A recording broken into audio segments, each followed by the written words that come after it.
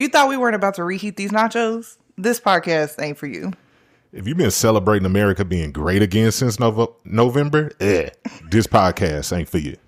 And if you're still pronouncing that word for an internet joke as Mimi, this podcast ain't for you.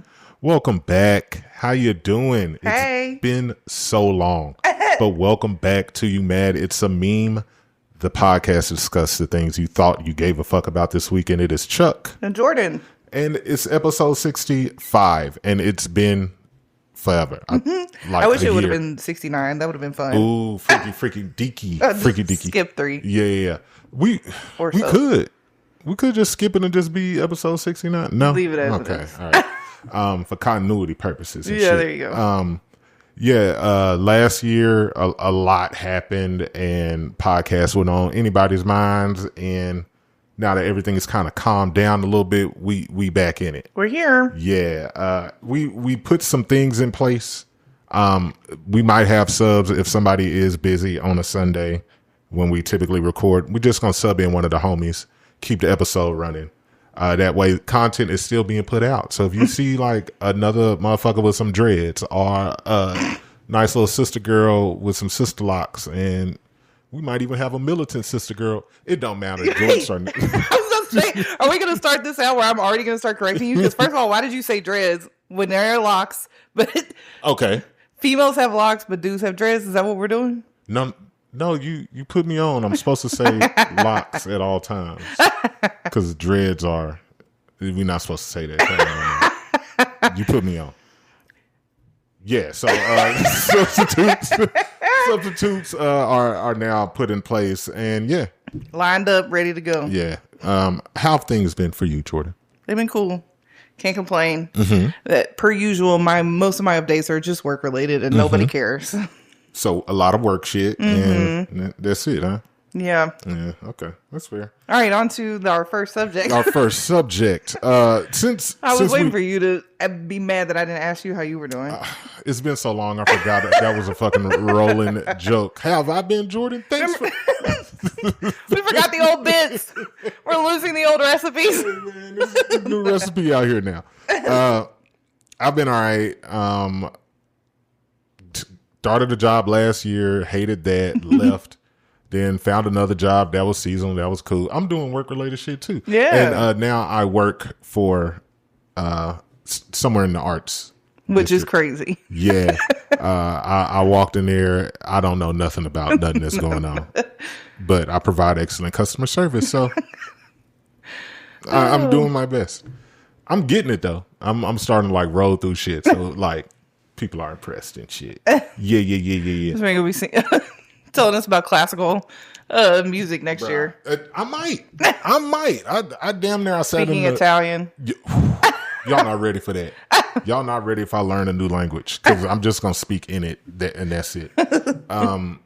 We missed a year, and it just like last year had a lot of insanity, and there's some things we just have to like run back to. Yeah, we got to touch base because they will provide context for the rest of life forever. Yes. Really, really institutional things happen that we were not around to speak about. Right. So we just got to quickly comment on the big ones, hit the big ones, and then move on from there. Right. Because this is shit we actually did care about. We gave a fuck. We gave big fucks. We got to start with the Kendrick Drake beef. Got to. It changed culture forever. It did. When it first started, I thought, I'm a Kendrick fan, and I thought Drake was going to fuck around and find a way to win this. Yeah. I thought he was going to like... Especially with where we are in culture right now, and what's important particularly to the people that are moving the culture. As far as, the younger generation makes the popular culture what's popular. Like, right. It is what it is. And multiple youngins now are like... The vibes of the music scene are more important to them than the content or the lyrics or the whatever. Yes. So going into it, knowing the background of the two, it just felt like this is going to be us being Kendrick apologists for the next forever after this happens. And Kendrick fucked around and made one of the best songs, period, but the greatest diss track ever made. And Not Like Us will live on forever. Forever. And nobody's going to be talking about Family Matters 10 years from now. Nobody's going to be talking about what Hard Part 6 he did. None of the other shit Drake tried to do. Not like us. Anytime you hear bum, bum, bum, bum, people are going to start little two-step. Come on. And then that kind of piggybacked into Kendrick being the halftime performance this year where my Philadelphia Eagles won. Okay. That we would have spent a whole episode on the Eagles alone. An immaculate season. God for breaks. But it don't matter. We're going to do it again next year. And this time, it'll be an episode for me to record. I'm so sad about football season right now. At the time of this recording, the Steelers are not set up for success. We're rebuilding. Rebuild. Continue. Fuck. Yeah. So that was cool. The Kendrick Drake beef took over the summer. The Juneteenth concert then rolled out to the Super Bowl. During all of this, Cat Williams did an interview on Shannon Sharp's podcast, Club Shay Shay, and turned everything over. Like the other corner of the entertainment industry was also flipped. Yeah, like all black entertainment industry was just fucked over in multiple ways. Because we ain't even touched on the other one that I have to talk about.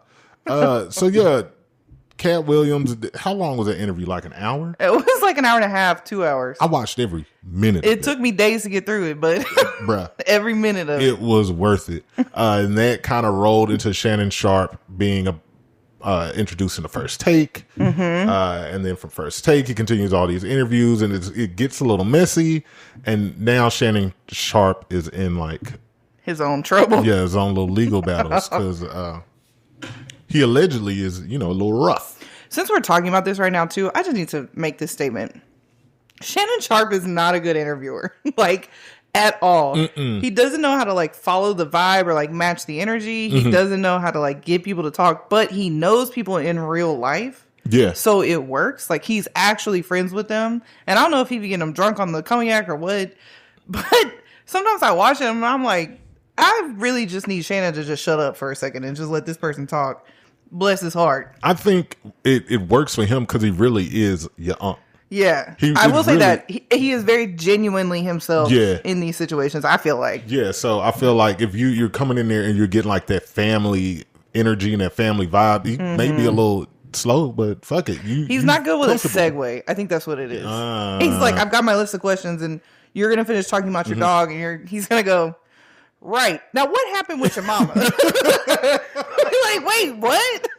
The dots aren't connecting, but I do want to know about that. But, like, that transition was so harsh. Yeah, he was figuring it out. And before when he was starting to get to the peak, right, he finally got the Lakers in 5 bit. That was like a thing that the internet took and everybody was using it. And then, Shannon Sharp a little rough. We weren't even around here to talk about Shannon and Michelle. Exactly. It don't even matter no more because now he got a real damn. When he was when he went live. Yeah, the Instagram. Shannon has had a year actually. Shannon Sharp, man. I hope you get out of this, and he's supposed to be coming back to First Take when football season starts. So I hope he gets through these legal troubles. Apparently, the guy who is doing the lawsuits is just one of those like. He's like an ambulance chaser, but for celebrity blackmailing. Yes. And here's a segue. Okay. He also was on the Diddy shit. That's true. He was on the Diddy shit. And we weren't here to talk about the Diddy shit. And we was not here. And there's no better way to put it. Bruh. Because that is a shit show. In the grandest sense. Because Diddy lived up to every rumor that was said about him. They said these parties was fucking crazy. They were. But we had no idea. We just didn't understand the scope. We didn't understand. Like, we knew celebrities party different. We knew that a certain level of money creates a certain atmosphere that just is incomprehensible. But to see it on paper in an indictment, it's like, wait. Get him to the Greek is supposed to be a joke. Right. That's a comedy. And this motherfucker was and that really was doing just it. the surface. Right. Little did we know. Apparently he was like recording all of these sexual interactions with men. It was like a power dynamic to where he was like paying some of them. Like he fucked Carl Winslow, apparently. And like that was recorded. What's so sad is before this, I'd be like, that's not real. But at this point, anything is true. You gotta believe it. Anything is true until proven otherwise. Right. He was apparently fucking Meek Mill. All of this is on videotapes. And so Diddy essentially got arrested on a RICO case because he was like moving drugs to and from across state lines. And so they start calling it a FRICO instead of a RICO.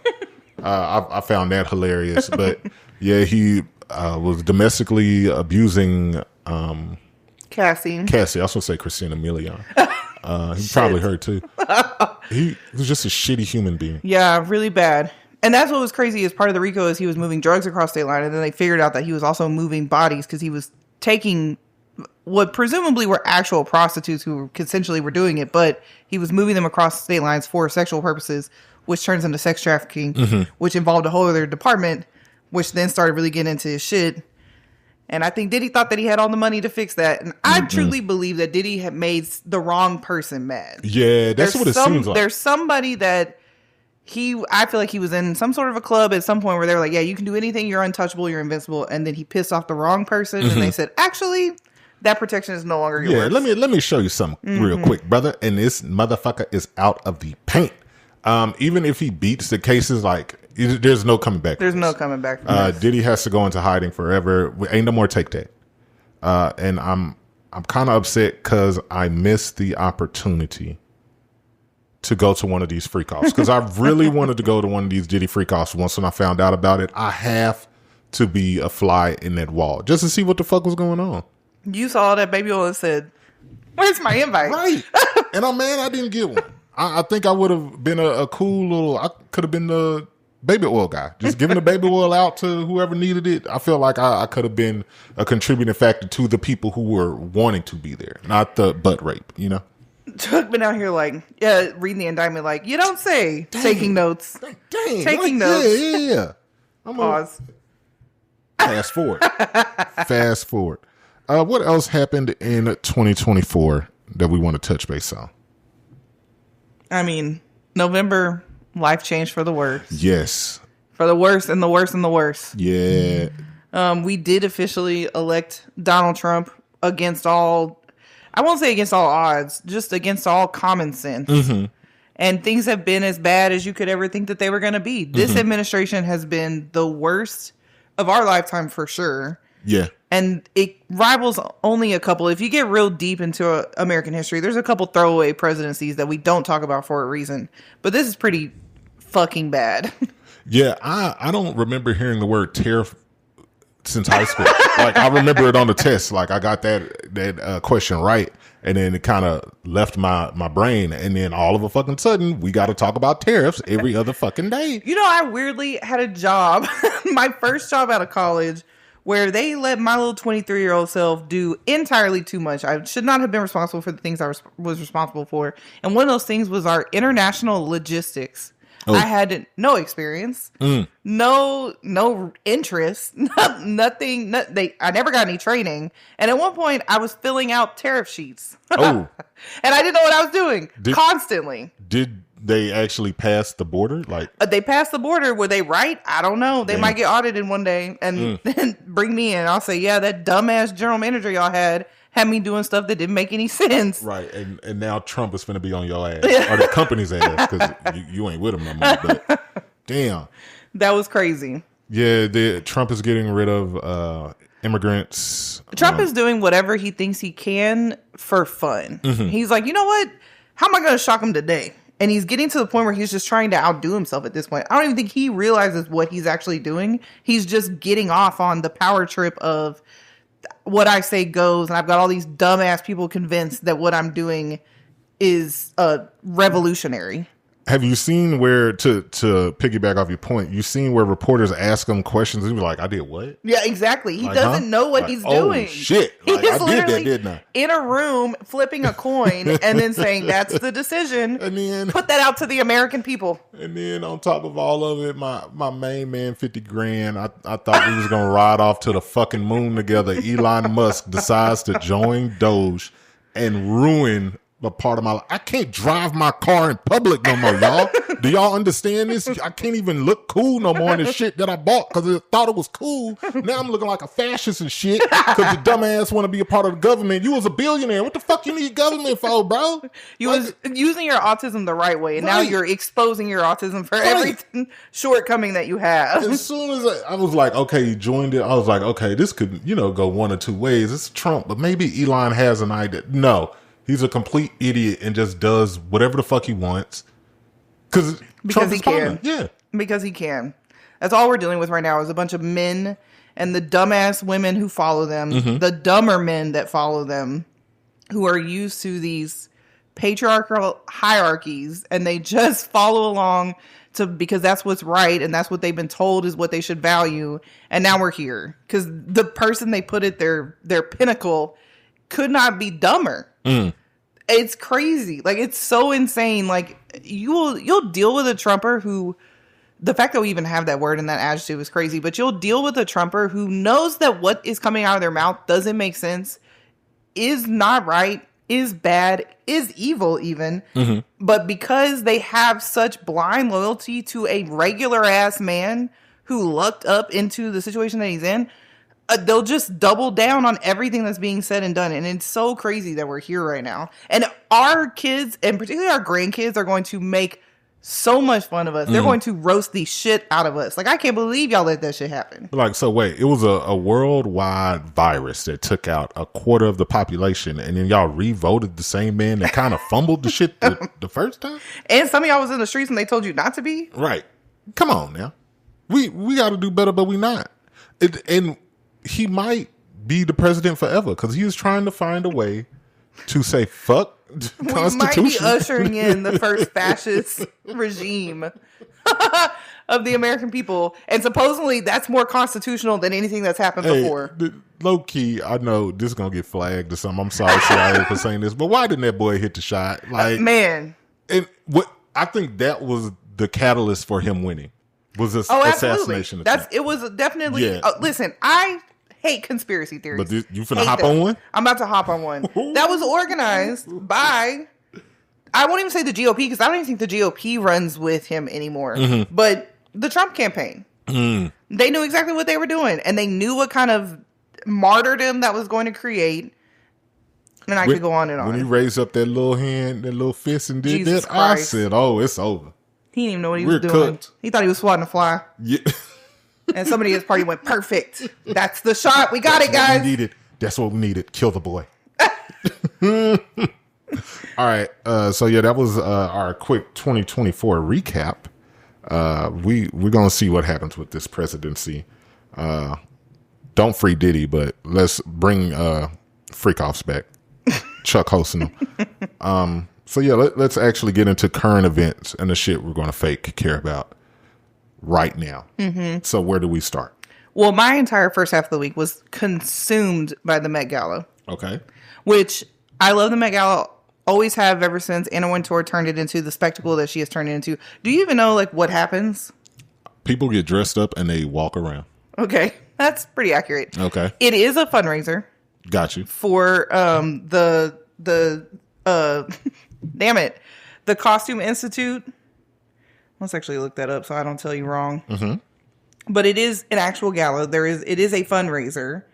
And so people are buying tables, but it's by invite only. So you have to be invited to get a table. Okay. And then that person can decide who is going to be a part of their party. So if they are a designer, they get to pick who is going to wear their designs. Got you. So the people that are invited are costumers in the acting business, historians, people that actually have to contribute to the Costume Institute.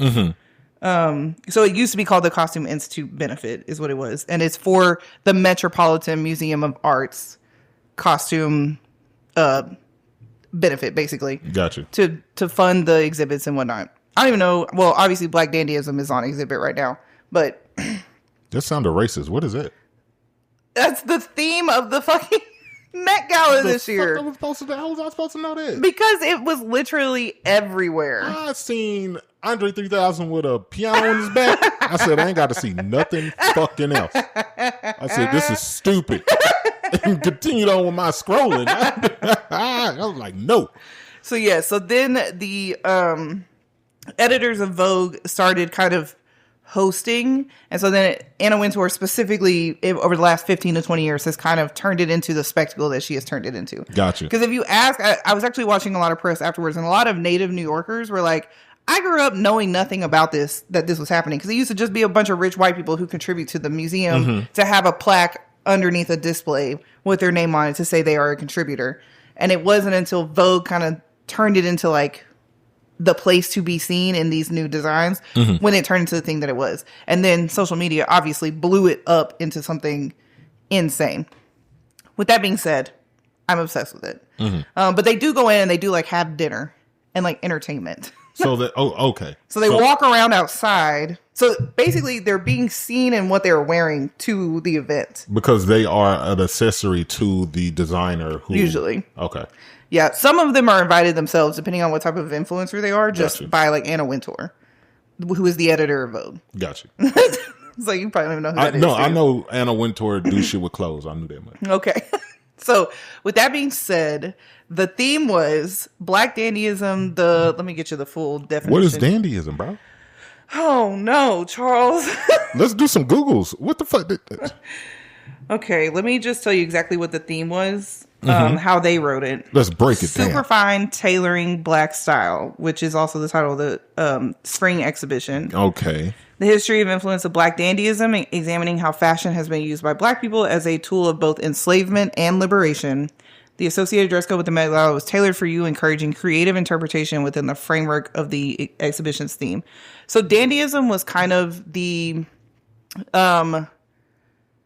whiplash effect of Black, mainly men, trying to show their worth in a society that was treating them as worthless. So freed Black men mainly would overdo it.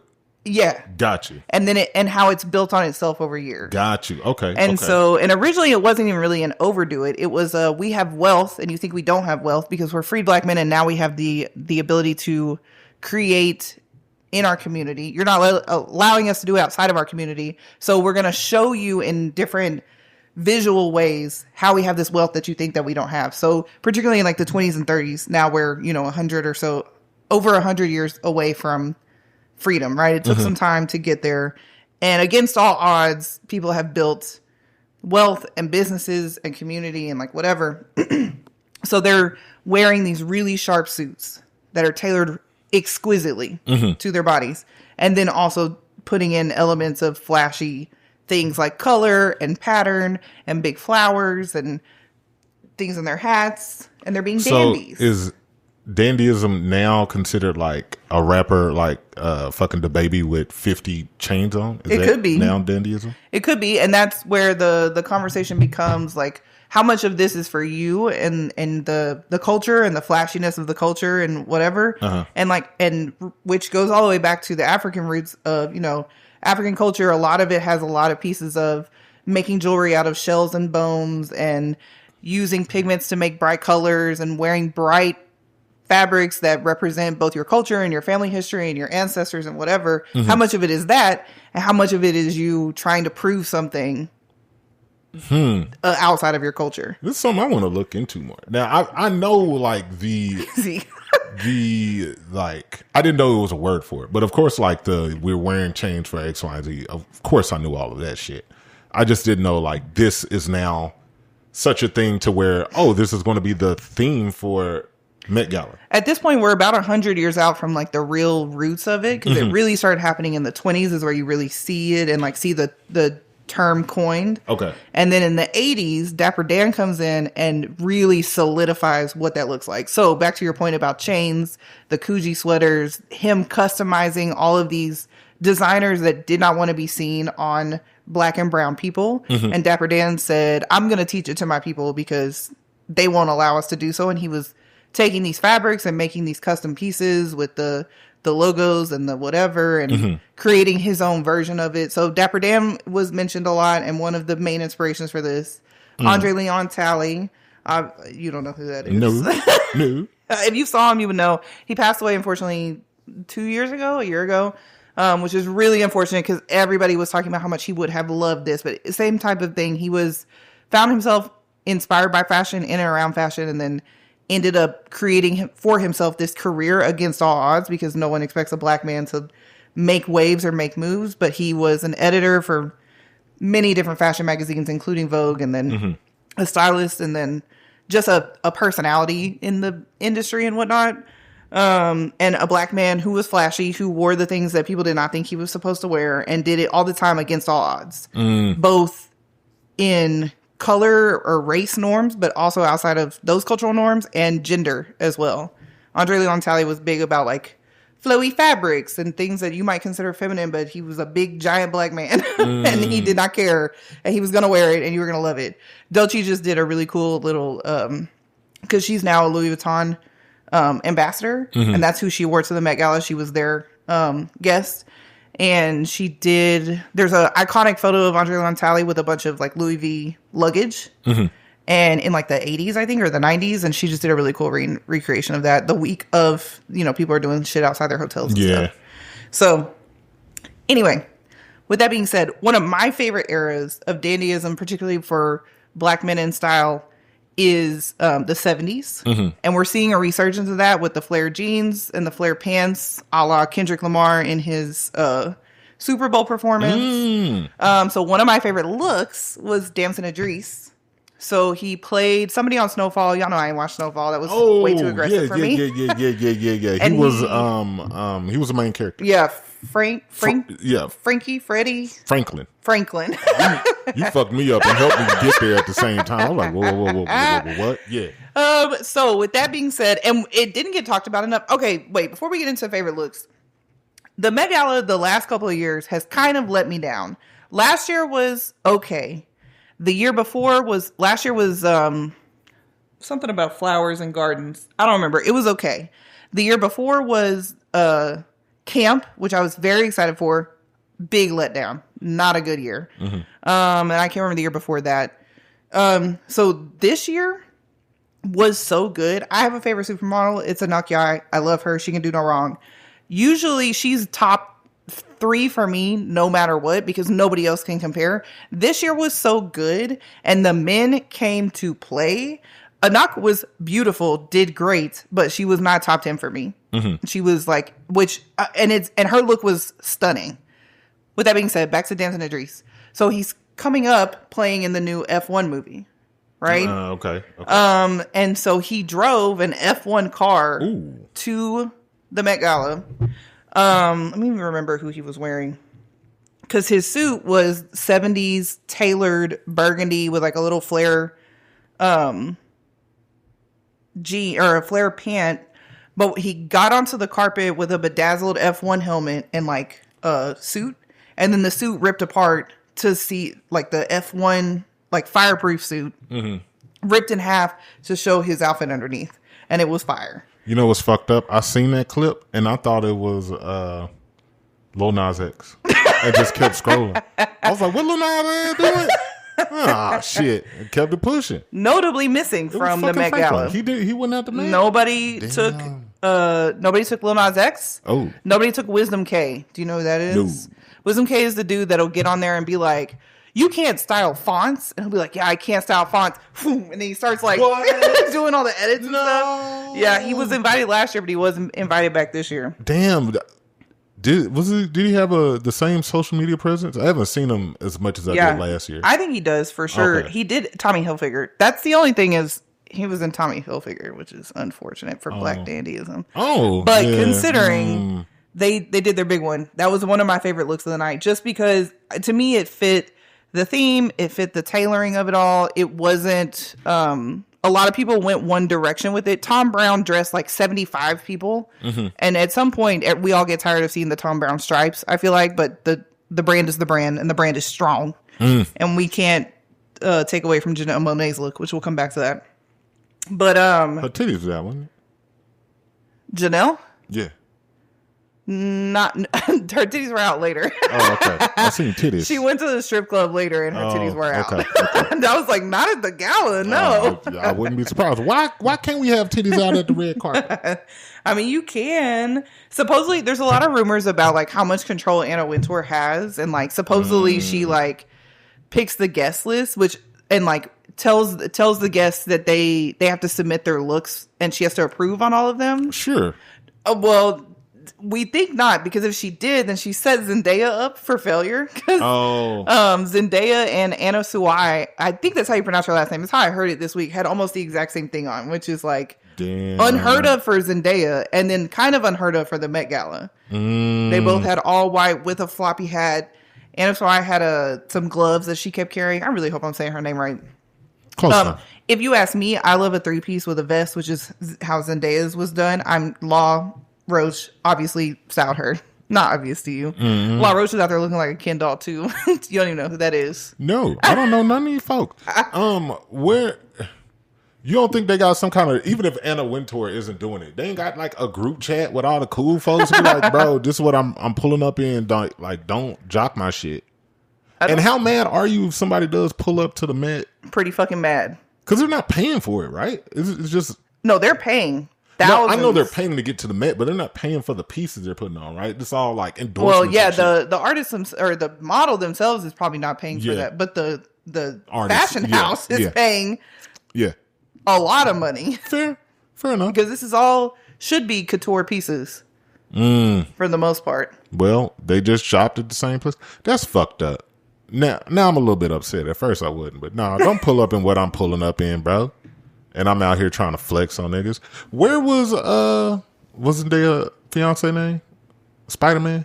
He don't go to shit like this. He should have went. For one, he ain't trying to be next to her. She looked 7 feet tall. He would have looked like a little person. If I was him, I'm not letting Zendaya out of my sight. Supposedly, you said fiance, right? Yeah, I think. Yeah, I was about to say, supposedly they're engaged, but they haven't made an official announcement. Yeah, it could just be like Megan Good and what's his name? Megan Good's new husband. What's the motherfucking name? I have no idea. That was in Quantumania. That hit the white woman and ran away. You know who I'm talking about, I bro. don't know who you're talking about.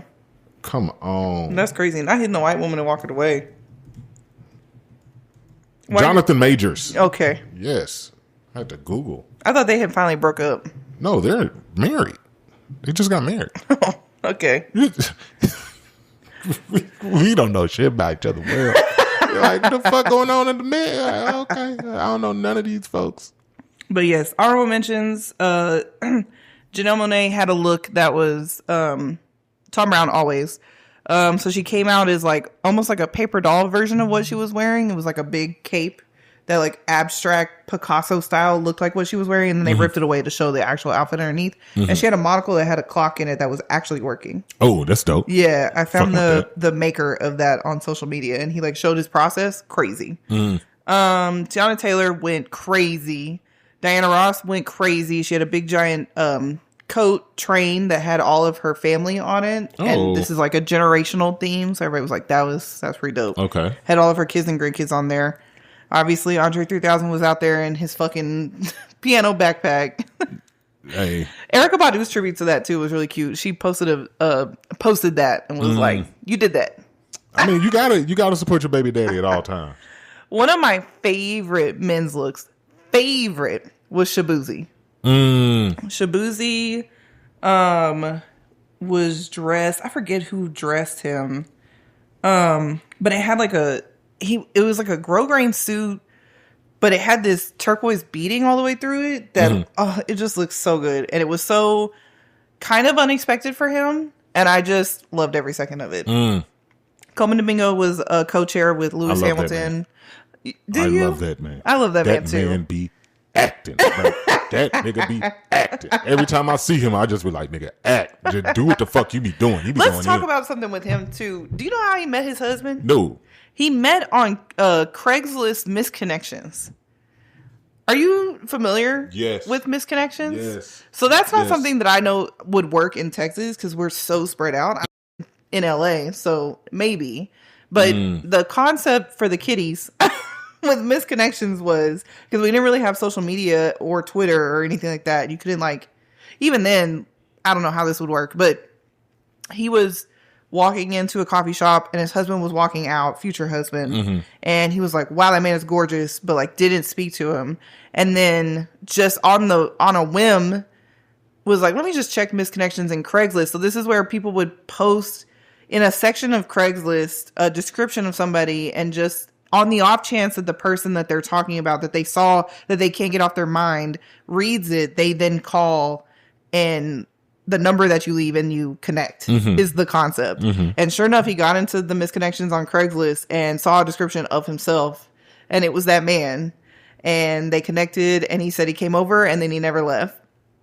So cute. No, that's not fucking cute. No, that's the one time in the fucking 20-year run that Craigslist had that shit fucking worked out. That is where people murder people. Like, you don't actually use them. No. We could have not had Mr. Domingo because this motherfucker was horny on Craigslist and thought he was going to find it. I guess he did find them, but shit, that could have been a whole lot worse than what it played out to be. Well, it worked out, and it was really beautiful. And then his co-chair was Lewis Hamilton, and Lewis Hamilton was looking fine as hell. If you're not familiar, F1 driver, the guy. But also the details of his suit were cool as hell. There's a lot of throwbacks, and his post on social media was so sweet of like how much of it was like an honor and an ode to mainly the black women in his family that had raised him and like been there for him, but then also just his ancestors and like how their stories got him to where he's at and how much he was glad to see them represented. And it was really, really cute. And I'm more in love with him than I've ever been in love with him. Okay. And then one of my favorite last things that happened was everybody that goes to the Met takes a picture in the Met bathroom. And Questlove posted this video of him taking a dookie. No. Oh. That's gross. That kind of go hard. Like, oh, shit on the Met Gala. I would have did it. I don't know how often Quest has gone to the Met Gala, too. Oh, it might have been on his story. Damn it. I thought it was going to be a post of his. Oh, no, wait. Here it is. That's wild. People do anything to make a picture look interesting. So one of his details pictures from his suit was they put all his rings on a bunch of grapes. Just like display the rings. Okay.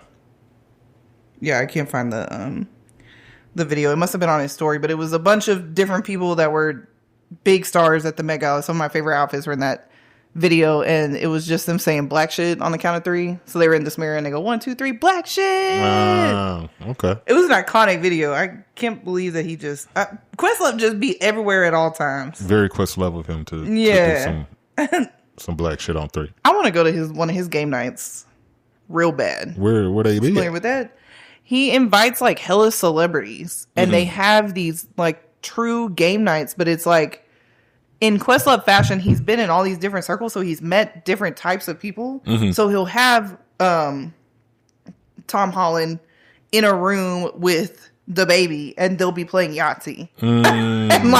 and people always say that they have the best time. Like, they have so much fun. Very Jimmy Fallon energy. Do they, is it baby oil involved? It doesn't sound like it's very free coffee. Okay. Yeah. Sounds pretty PG. Gotcha. But it sounds like a room where they get to go and like be normal. Because it's all celebrities. Right.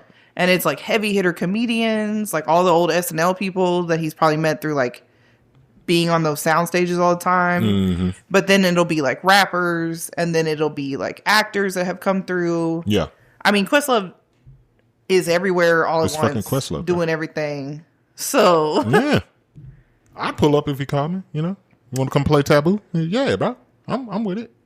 With that being said, you get invited to the Met Gala. How far are you going with what you're wearing? Are you putting any limitations on the designer? Do not put me in a dress, and then I'll rock whatever else. What's wrong with a dress? No dresses. Why? I'm not shaving. The way you said it, would you let them shape your beard at least?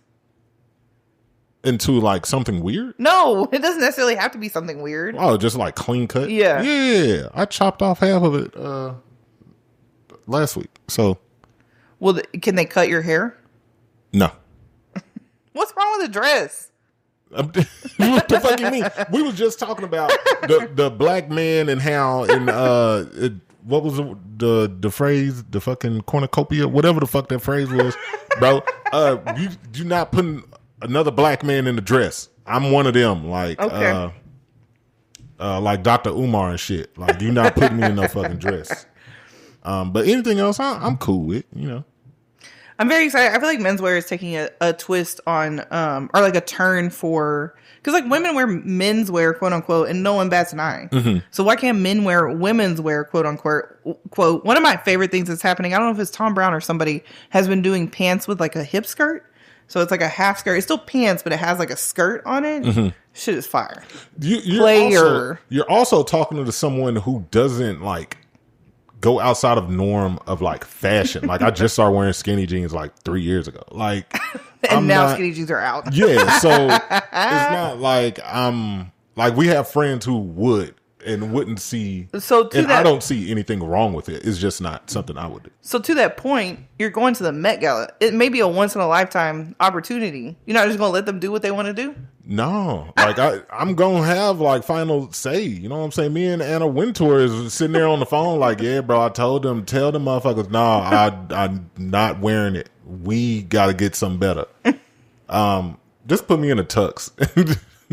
I ain't got to do all that. With that being said, so Joe Burrow went. Joey Burr. Oh, he had the back out shit for. He did a fashion show once, and he wore like a suit with his back out. Yeah. Yeah. With that being said, he came to the Met Gala not in theme. He was wearing like a baggy suit with the shirt open, a fat lapel, and whatever, and like his little Joey Burr little glasses or whatever. And one of my favorite tweets was, "Man is not a lick on theme whatsoever, but the Jezebel spirit in me is telling me it's okay." Because he was fine as hell. Had his little swoopy swoop. You gotta let Joe Burr do what he do, man. Sure. There were a lot of athletes out there, actually. A lot of athletes. So is the Met in New York every year? I thought it was in LA sometime. Nope. It's always in New York because it's for the Metropolitan Museum of Art. Cash out that shit over? No. No. It's the first Monday in May every year. Oh, okay. The way you're talking to me is so matter of fact, like I'm supposed to know this. At this point, it is a piece of American fabric. This is where Kim and Kanye solidified their like relationship. Kim was out there pregnant with the flower dress on. There have been so many iconic memes from this. Fucking Rihanna and A$AP Rocky just announced their third baby for this event. A$AP Rocky was out there. Someone said he had a umbrella and the handle was a pistol. And someone said a pistol umbrella at the Met Gala after you just beat a gun charge is diabolical. Hey, bro, he don't give a fuck. No. He got Rihanna. He just beat a case. He coming out with an album. Ain't nobody gonna listen to it. He is living his best life. And another baby on the way. is paying all the bills, bro. They ain't got to do shit. Rihanna don't even make music no more. That is true. No need. Fenty and Savage. Yeah. Beauty is just taking care of the whatever A$AP's last name is. Rocky. The Rocky household. A$AP probably took Rihanna's last name. If he was smart, I would have took that Fenty shit. Mm-hmm. A$AP Fenty. Please. Fuck that. Rocky Fenty. Right. By all means. My last like honorable mention that I don't see enough people talking about her, so I need to talk about it somewhere. She was one of my favorites, if not my favorite dress last year. Her name is Mona Patel. Don't know where the hell she came from. She's a tech entrepreneur. So yeah, last year she wore this Iris von Herpen mechanical situation, and that's everything like is a nod to what she does in real life. Where it had butterflies that were flapping the entire time that she was like walking. Like they had mechanical wings that were like opening and closing on her, like literally a bunch of butterflies settling on her. Beautiful, amazing. So this year she came in Tom Brown, one of all the people that were dressed by them.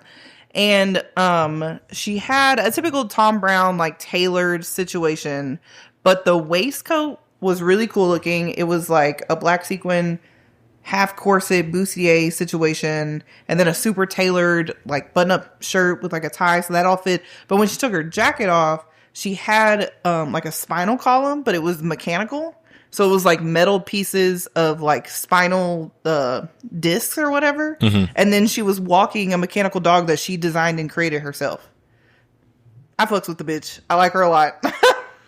So since that last invitation she got last year, she was like, every day until I get this invitation, I'm going to hand make my next fucking outfit. And that's the thing. She's not even the designer, but she added that element. Oh, okay. No, the designer this year was Tom Brown. Last year was Iris. So she's just adding all the shit to. I don't know how her outfit came to be. Like, I don't know how that spine piece got included. I don't know if they just had a conversation or she's telling them, like, I want something mechanical about this outfit to be in there because I am that's what I do. That's my shtick. That's how I made all this money for me to even get an invite, basically. Gotcha. So I don't know her story. I've read an article about her before, but it really didn't tell me a whole lot except for that she's a tech bro. So, but beautiful. One of my top picks because of the story that it told. And then S. Coops was out there. He looked okay. S. Coops from 17, K-pop. There was a lot of really cool like nods to heritage outside of like for the person themselves. So S. Coops is Korean. So his suit, which was made by Boss, was Hanbok inspired. So it was cool. It was just a little too monochromatic for me. But I liked it. I love when people mix Hanbok and like formal wear. And then Bad Buddy was out there and he had, the Puerto Rican like straw hats. He had like a really cool leather version of that in his outfit. And then I actually listened to a whole hour-long podcast about zoot suits last year.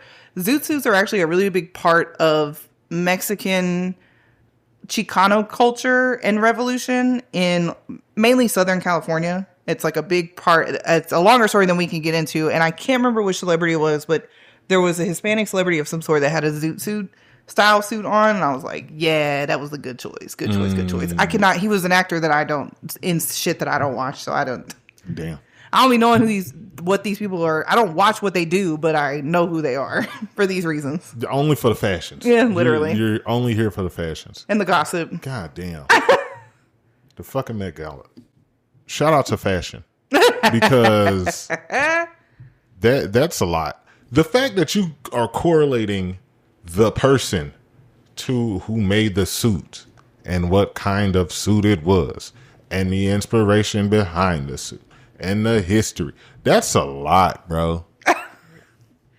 In what context? Like, what do you mean? Like, that's a lot to know? Yeah,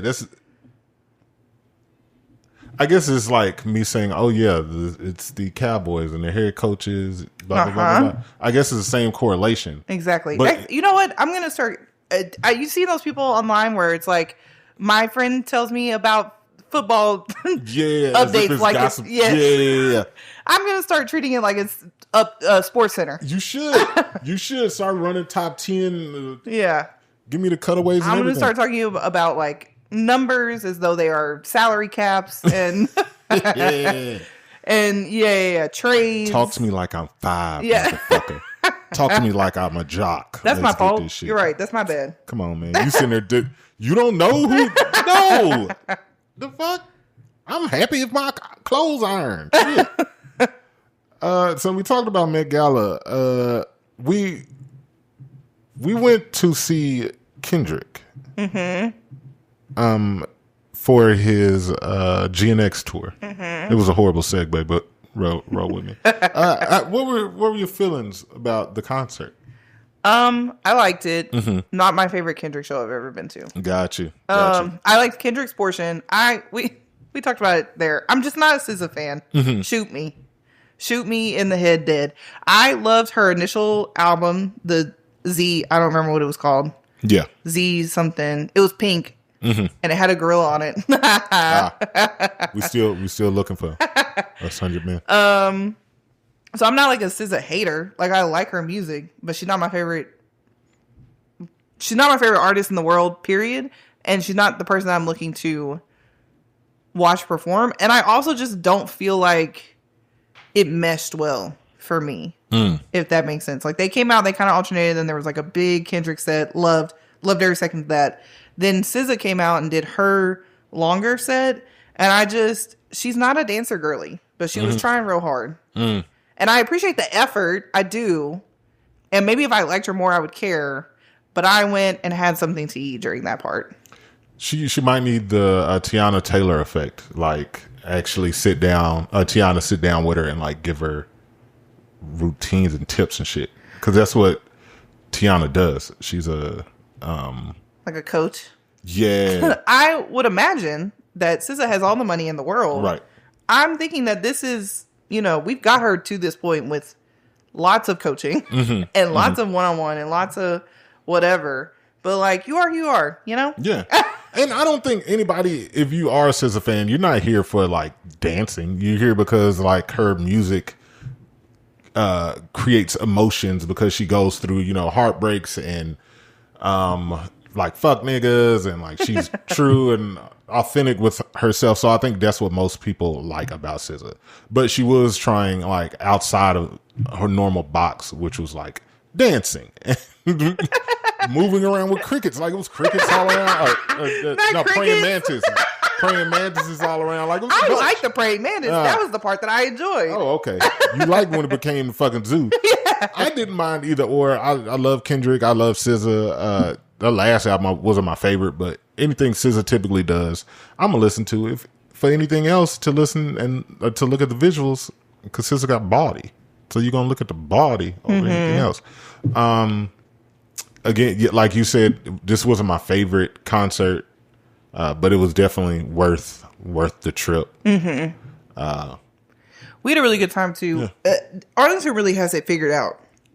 Perfect. Like, if you can get in, if this is your thing, go to Texas Live ahead of time, chill, go to whatever your event is, and then come back and chill and let the traffic die down. And just, we got a chance to come back and sit outside. The weather was beautiful. And just all of our friends that had gone to the concert came through. We got to see a bunch of people that, like, might be there, but it's hard to meet up with them. But now there's a perfect space where we all can, like, meet up and, like, hang out, like, have a drink before we go home. Loved it.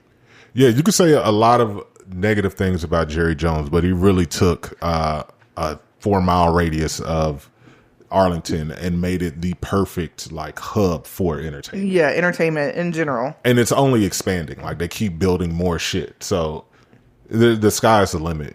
Maybe he'll redo the stadium again and revolutionize the way live sports are fucking had.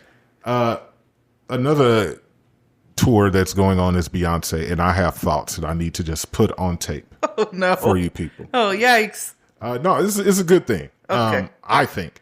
So Beyonce is on tour for Cowboy Carter. Yeah. And there are videos coming out of Blue Ivy dancing.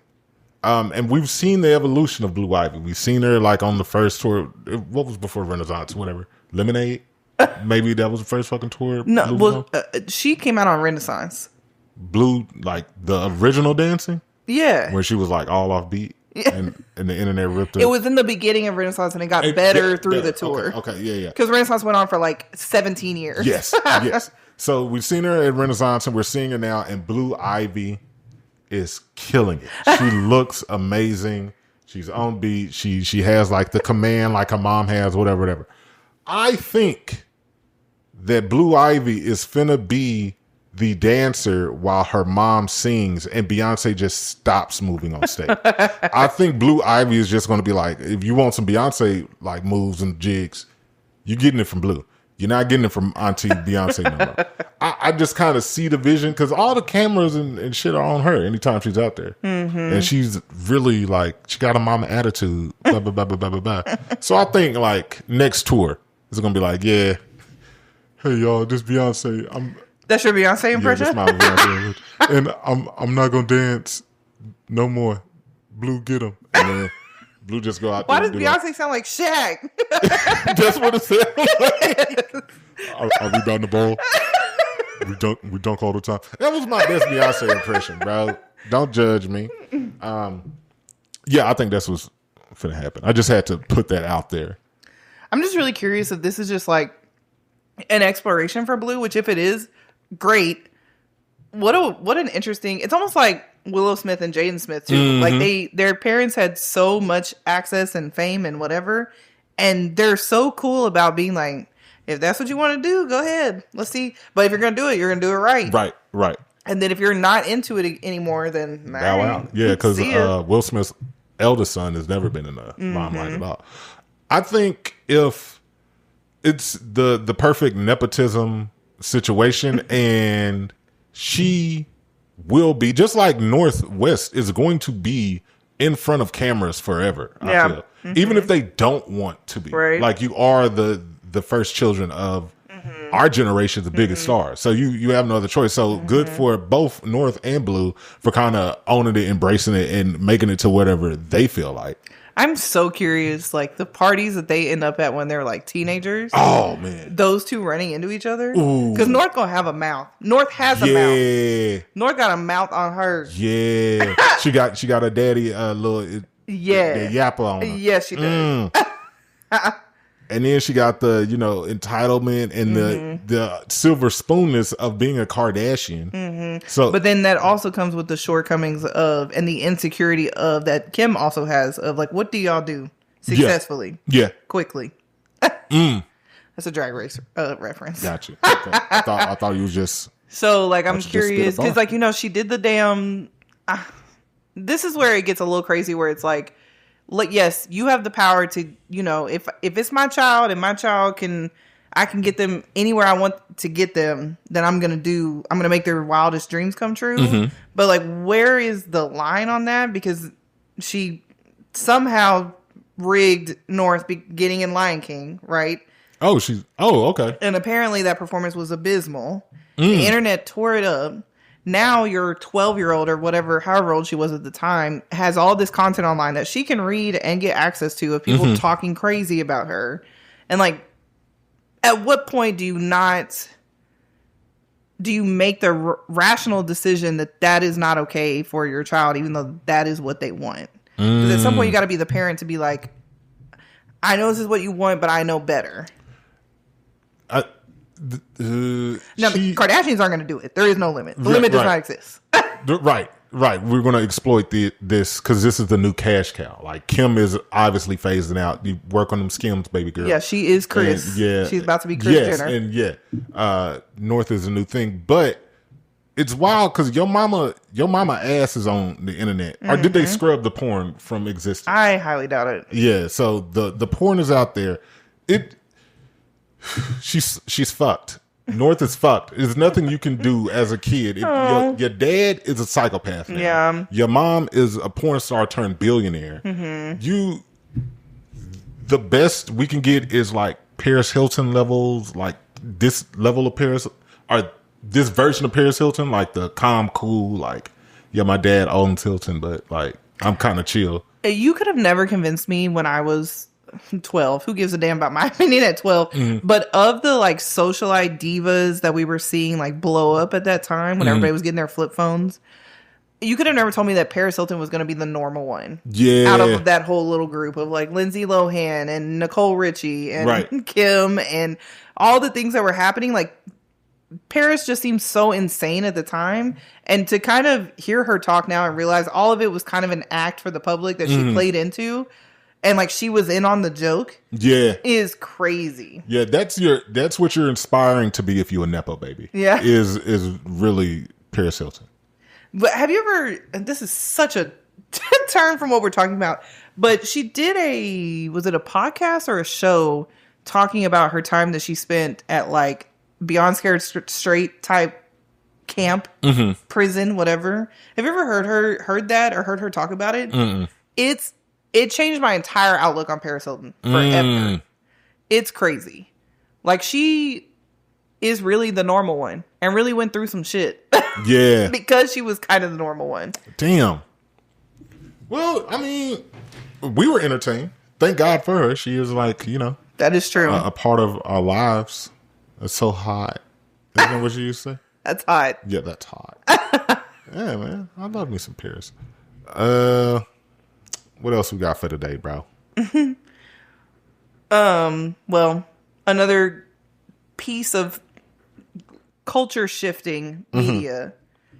I actually went to the movies and saw Sinners. That's how I knew. That's how I knew. I was like, yo, Sinners is on to something.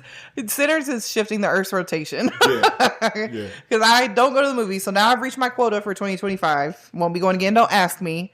But I just felt like there was so much conversation around it that I had to freaking go because I needed to know what was happening. I also thought it was going to be more of like a horror movie as opposed to like a thriller. Mm-hmm. Not that I loved either, and didn't really want to go. But then it just got to a point where I was like, I got to know. The tweets, I watched it the second weekend after it came out, and the tweets were so prevalent. We still call it Twitter around here. Mm-hmm. That like I was watching it going, oh, that's what that tweet was about. Like, oh, I know what's about to come because of this one, like, memeable tweet that I saw, the viral tweet that I saw the week before. So that was interesting.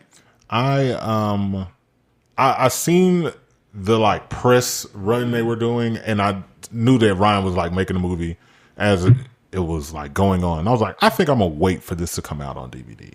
Like, all right, I'm going to wait for it to hit Amazon DVD. Bro. Wait for it to come out on streaming. I fuck with Ryan, but I didn't see Creed 3, so I was like, I'll see it whenever. And then I got on Twitter Friday, and the energy was, motherfucker, go watch this right now. Yeah, I'm gonna give you 20 minutes before I ruin it for you. So goddamn it, I hit up Diva, was like, you want to go to the movies because we ain't got no other choice. And it was what, Valentine's Day? Potentially, yeah. It was something going on. Was happening. Yeah, and so that like motivated me more to like, all right, let's just make it happen. And it was worth every second. Beautifully done by Ryan Coogler. And speaking of it being worth it, one of the things that I hate about going to the movies is I just find it unbelievably uncomfortable to like, for something that I find to be a very like, I don't know how to explain this, like private piece of media. Like I want to be able to watch this and not be interrupted or distracted by other people being other people. Mm-hmm. And we went to an IMAX. It was nearly sold out. And so I was sitting right next to a guy, and me and the guy, I don't fit in the seats either. So me and the guy were on top of each other the entire time. After the first scene, didn't care, didn't notice, forgot. At some point he got up. I don't think it was his first watch either. Mm-hmm. And I forgot that he was sitting there. Like it was so good. Yeah. So how deep you were in it. All Diddy. Take that. If I pull up to your house one day and stand at the door and wait for you to invite me in, how are you going to react? I think very much like and I'm sorry, I keep getting them confused. Smoke? Stack. I don't know the difference in between the two. I think Stack is the one that does. We're about to spoil it, just by the way. Oh yeah. If you haven't seen it yet, then this podcast wasn't for you to fucking begin with, bro. Go watch the movie. Whichever one is standing at the door with Annie. That's Smoke. That's Smoke, yes. right? Because yeah. The way he was like, you ain't never needed an invite before. Yeah. You bigger than all of us. Why can't you just come on in? And then Annie said, yeah, you never need an invite to bring your big ass in here before. Whoa, now I don't even talk to you anyway. Yeah. Why can't we all just be kind? And that's absolutely the way you would react. Whoa, now come on. I'm just trying to come in and hang out with my friends. Yeah, come on. You low-key did that shit to me on Friday. Yeah. You were trying to have a conversation. I was trying to go to bed. You said, I'm just trying to talk to you. And I said we could do it later, not right now. You got to go home. Damn, I don't even remember that. Yeah, I know. What was I talking about? You wanted to look at pictures, and I was like, oh, we can talk about the pictures. I think that you thought that you were like trying to find, because I didn't like the first picture. Oh, okay. So I thought you wanted to talk to me about my self-worth. Oh. No. I remember where I was going with that. Yeah. And you were like, you wanted to figure out something right then and there so that you could post it. And I was like, later. No, okay. Get out. I was trying to do something. Because all y'all were trying to hang out. It was 3:00 in the morning. Got you. And I was like, no. Oh. And I had dropped my tacos, and I was pissed. Oh. I'm still mad about it. Damn. I was talking about it the next day at brunch with my parents. Them backyard tacos. Back to Sinners. It's worth it. If you haven't seen it, please go watch it. Go support Ryan. They are releasing it back to IMAX, which is pretty cool because you'd never see movies like say, all right, we're gonna run it back. Like, come watch it more. It's like made the most money for a horror movie. Like debuting in the box office. The way you say horror sounds like whore. I want to say horror. It also just had such cool elements that weren't related to the thriller part of it. Yeah. I think that's why it just is so good. There's just something in it for everybody. That's so freaking cliche. Yeah. But it is. When I got done, all I could think about was how I need to talk to my daddy so I can tell my daddy he needs to go see it. Yeah. Those tropes aren't just like horror movie tropes. It feels like the energy that Jordan Peele puts in his movies, like the afterthoughts and the conversations that are going to continue on, because we still talk about some of the themes that are in like Get Out and not necessarily Don't Look Up, but other Jordan Peele movies we still like talk about now. I think Coogler created something that we're going to continue to speak on for a while. And it just so happened to have vampires in it. You know? Yeah. And he kind of set himself up to really drop another one anywhere he feels like. Yeah. And dropped one of the funniest villains in a long time. Yeah. Also. Yeah. That's some of my favorite tweets is all of the, like, Remick was scary as hell, but he was also a funny motherfucker. Right. He was just cool, man. He was a cool motherfucker. Some of my favorites are when they accused Remick of being from the Klan. When they said, "Are you Klan?" Remick said, "Oh, whoa, hey, no." Hey, We just want to play some music. Yeah. And then boom, boom, boom, boom, boom. I said, this is some bullshit, boy. Something else, because I think anybody could like watch it, but especially Black people will see parallels to like modern life in it, and in particular Preacher Boy's song and all of the imagery that they put into that song. That had me crying real tears in the theater. But outside of that, a very specific parallel to us. The second that they put the sign up on the outside of the juke joint, I told him there's a club back home called Mr. D's. And I swear to God, it reminded me so much of Mr. D's because it's just a wooden box in the middle of nowhere. You literally, on your way out there, you see nothing until all of a sudden there's a light up sign. And it's like one of those old school marquee signs that they just put new words on with the letters or whatever. And then you go inside, it's wood on the inside. It's just plywood on the inside. You never really know what kind of music you're going to get. People working behind the bar are ancient. They might be vampires. They might be vampires. Shit. Because I was thinking too the other day, who is Mr. D? Is he still around? Does he exist? That's some shit I gotta ask my mama. But like, yo, was there ever a Mr. D? Did that motherfucker ever walk in there? Yeah, no, there's questions that we will have answers for later. And then the only other thing that I was thinking about is what is Haley Steinfeld's character's name? Mary? I don't know. Hold on, I gotta look that up. Because all I could think about was it's Mary. How many times in high school I would have gotten compared and called Mary from Sinners? Like, you don't get your Mary ass on somewhere. My grandfather's half black head ass. You don't get your. And how many mamas and grandmamas would have been like, all right, you keep going out there messing with Mary. See what's gonna happen to you. You're not able to get back in this house. The son gonna come over and go, fuck your ass up. Yeah. Fuck around with Mary. That's all I could think about watching that whole thing. Oh yeah. See, now I'm gonna call Jordan Mary from here on out because that shit is hilarious. So please go see the movie, as I stated before. Pretty please. What else we got? Tell me about Paul Pierce. I don't know what this means. I didn't do much research, but this is what I do know. Okay. The Boston Celtics are going against not Celtics. Who are they going against? Who are the Celtics playing and getting their ass whooped? Oh, the Knicks. Duh. The Celtics are in the semifinal round with the Knicks. The Knicks go up a game. Paul Pierce was like, if they lose, and the Celtics are playing home. He was like, if they lose the second game, I'm walking from my house. Like, you got me fucked up. Boston's not losing 2 games to New York. and New York bust their ass in the Knicks game. So I remember seeing the initial clip, and I was like, I don't know who's going to win the game, but surely if the Knicks win, Paul Pierce really not going to fucking walk.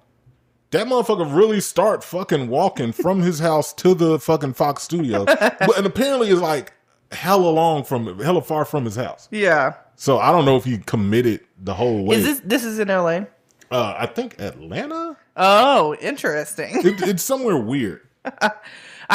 One of the accounts that I follow is the Dye Workwear account, which is also a fashion guy and who does male tailoring, is kind of like been his bag. So he spends a lot of time online just trolling conservatives and like just talking about like critiquing their outfits and their tailoring on their suits and stuff like that, which kind of just started as like a joke, but he's now become like enemy number one in a lot of circles, like mentioned on a lot of Fox newscasts and things like that.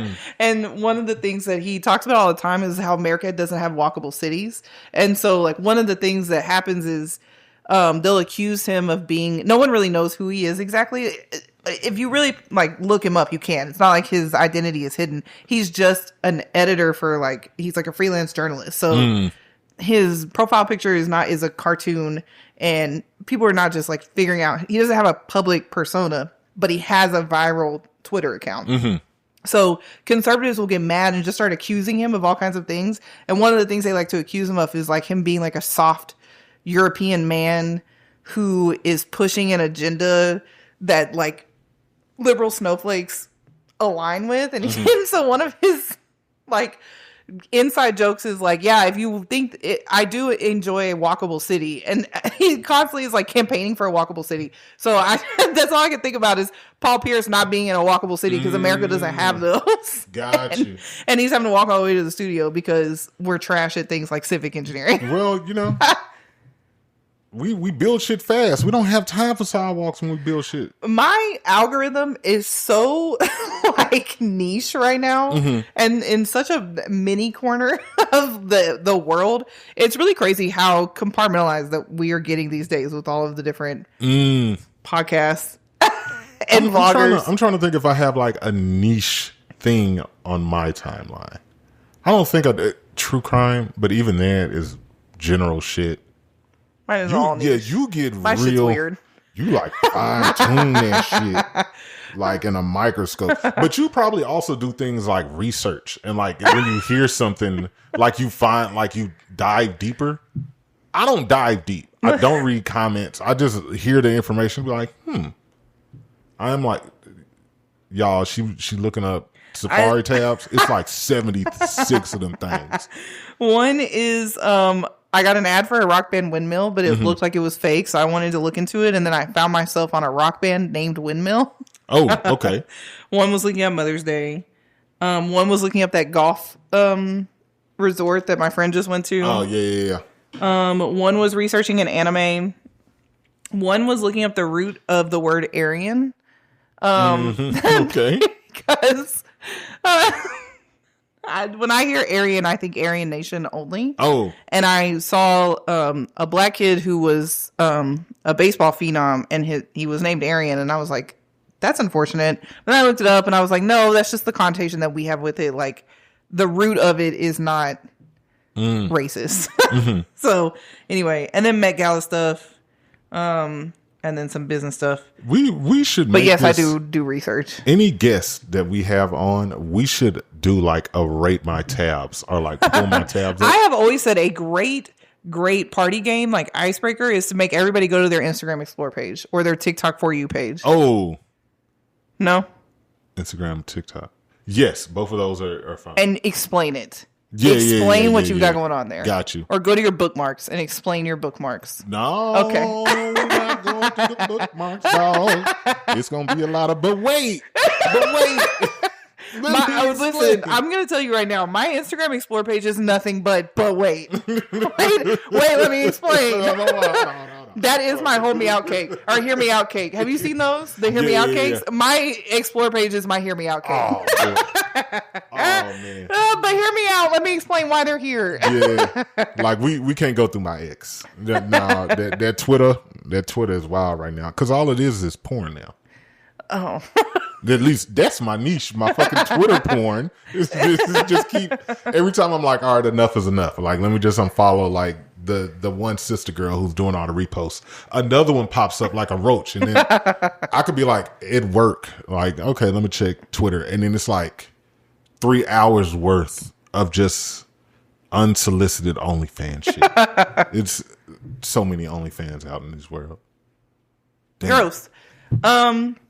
One thing I did want to say about Paul Pierce that was really funny is I saw a viral tweet of him walking, and Kevin Garnett drives by him, and he's sticking out of the sunroof, whereas most people would pull up on you, roll down their window, and talk to you through the window. Kevin Garnett's big ass was shoulders and head above the sunroof. Someone said, this man pulled up on Paul Pierce like a giraffe driving a car. And I was like, yes, he looks like something out of Zootopia. Hey, the fact that he committed any of that is pretty cool. And it's looking like Boston is going to lose this series, and they're like, the defending champs. So, yay. I don't want to see Boston win. I would love to see New York win a championship.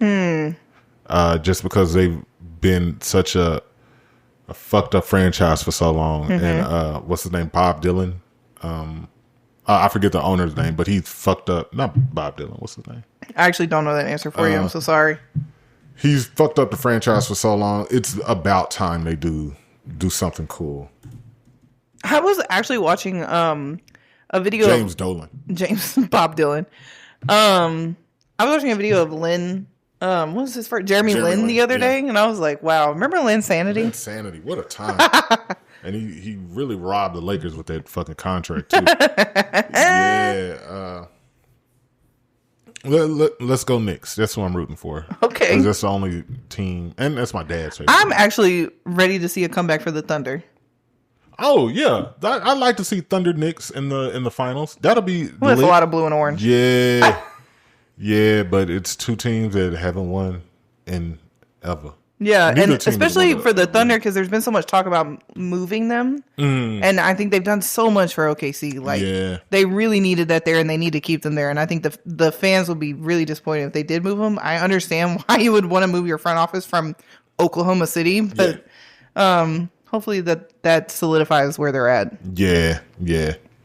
Shout out to them, because they went from like Kevin Durant and Westbrook and Harden to the few years of assness, and now they have SGA, who is the MVP this year. Yeah, so, good for them. Crazy. And that was Sports Corner. I do have another piece for Sports Corner. What's up? Just because this was really interesting. So the SEC softball championship was this weekend. Okay, and they were supposed to play the championship game, which was supposed to be Oklahoma and Texas A&M, but they were having weather too bad, like rain delays. So they just canceled the championship game and named them co-champions because they were doing the tournament selection the next day for the national tournament. And now A&M is 1 and Oklahoma is seeded 2. Oh, the SEC championship. Yeah. Okay. I was like, bro, you couldn't just postpone that right, shit? Exactly. Okay. That's what's up. You said it was OU and who? A&M. Texas A&M. Where was it supposed to be? I think Georgia. Oh, the game was supposed to be in Georgia. Okay. Yeah, because it was the tournament. Got you. But it's just crazy because, for one, Oklahoma softball has been such a powerhouse for years in the NC2A, and then they didn't get a chance to prove themselves. And now we're coming into this tournament with a Texas A&M ranked number 1, which is not like crazy, but interesting. Yeah. Anyway, that's all we have to talk about right now because it's the part of the year when it comes to sports where we're just trying to find stuff to care about. Yeah. Scotty Scheffler is that nigga. I was wondering if you were going to. Yeah, he that nigga. He shot like 28 under or some crazy like that for a tournament. But couldn't win the Masters. Couldn't do it. You can't win them all. The Stars are still playing right now. Yeah. They just won today. Go Stars. That's what we're really rooting for. Stars. Yeah. Stars. I'm with that. Yeah. I would love to do a fucking parade for the Stars. Yeah. Charles went to a hockey game for the first time in his life. It was phenomenal. It's my favorite live sports experience. Bruh, them crackers was crazy. And I was in a box. It was one of the perks from my job. Got free tickets. It was dope. Now I can't go to a regular game. Like outside the box? Yeah. With the peasants? Yeah. With the peons. They was beating each other ass. That was the best part of it. It was like 4 fights. It doesn't stop. Yeah, they was fucking each other up. So if your team beats other team's ass, I'm supporting that team. That's the only other experience is we got to get down by the glass so we can beat on the glass. Oh, yeah. And hopefully one just take one and like headbutts his shit in. I'm trying to see true violence in this bitch. I was going to say something, but I forgot. You threw off my train of thought when you brought up the stars. Sorry. Happens to the best of us. What else we got other than sports? What else do you want to discuss? I think that's it. Do you have a favorite meme this week? Because I do. Oh, tell me yours. Let me see if it's interesting because I don't think that memes like are quite the same anymore. Yeah, it's been so long. Memes died. Yeah, a little bit. But there was a post that I watched, I'm not joking, a minimum of 50 times because it was making me laugh so freaking hard. And it's this girl, because actors are finding ways to like put content out and like have themselves be seen in different ways. So they'll just create like character acting and they'll just do it online or whatever. Okay. And it's kind of obnoxious, but when it's on point, a la Drewski, right? And so this girl's name is Andy Marie Tillman, and she has this character that she's calling every county clerk in the South. And it's just, it's the lady that you know that's just chewing on a piece of hard candy and has been running this courtroom for 40 years, and you don't know why she hasn't retired yet. And my great grandmother was a county treasurer, so like I just see my great grandma in her. And if y'all don't know, I had jury duty this year and I was there for a week. And this was absolutely the clerk that ran the courtroom that we were in. And it just cracks me up how good she is. It just hits close to home. It does. Man, I'm fucking with that. What? Let me see one. Oh, go ahead and get your shine did, hon. Fill that out. Seems like I ain't seen you in a while. That's what I was thinking, too. Don't even worry about filling all this out. I don't even know why they put that stuff on there. Like busy work. A lot better. And then I told Bradley he better watch out. Hold on. Clerk's office is Patsy. Yes. I can see the woman. Like, I know exactly who she's in. At one point, she picks up the phone and she goes, "Clerk's office is Patsy. Doing better now that I'm talking to you. What can I do for you?" I said, "Yes, Patsy." And she goes, "Oh, here comes trouble." And she goes, "Oh, I don't want none. I don't want none." She really just imitating like her grandma or her auntie that been working at the courts forever. That's gonna fuck around and be our friend. She don't chill the fuck out. If she don't chill the fuck out, that's gonna be her. I do not have a meme of the week because I forgot that was a part of our show. So I was not doing research. We didn't do it consistently. I just was going through my bookmarks to see what I bookmarked this week, and it was like K-pop, something. TBL, something. It's just a lot of Asian. And I'm gonna pick and choose when I bring that to the table. Okay. Because no one cares, but it is all my life consists of. You got to get it out of you. You just be itching like motherfucker. Somebody got to hear. And it's so hard to explain because it is so different from how any entertainment in America works whatsoever. Yeah. We can have a Jordan. There might just be. Why can't we just do a offshoot Jordan like just episode? I'm thinking a mini episode. Okay, so here's something else to know and worth noting. We have a TikTok now. Yes. Ooh, exciting. I have not been on TikTok ever since its inception. So this is me having a TikTok now. So people can send me TikToks instead of having to screen record because I am that person and I can actually watch them. So I'm real curious to see where the algorithm of our pages for you, our shared page is for you page goes. Because I don't know if we can both log into it or not. I know now I'm the only one logged into it, and I haven't done anything with it yet because we're going to have some content to post.